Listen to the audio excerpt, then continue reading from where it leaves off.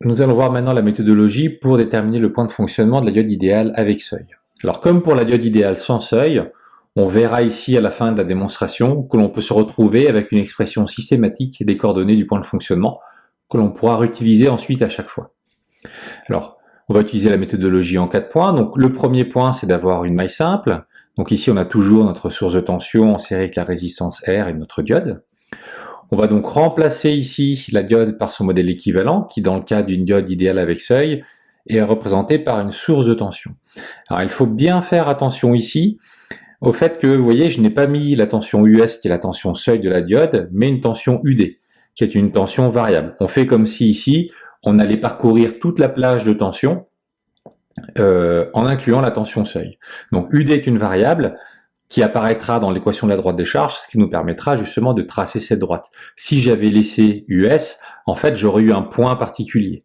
D'accord? Donc l'idée ici, c'est d'avoir en tête que sur le graphique du point de fonctionnement, UD est une tension variable, d'accord, qui va ici m'aider à tracer la droite de charge. Donc on arrive au point numéro 3, qui est donné l'expression de la droite de charge. Donc là, on utilise simplement la loi des mailles.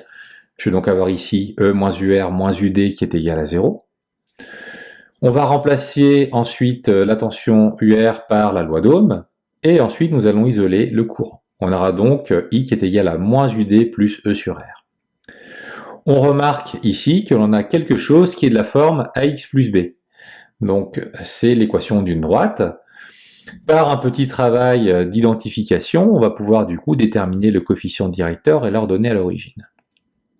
Donc en séparant et en se souvenant que UD est variable, on a I qui est égal à moins 1 sur R UD plus E sur R.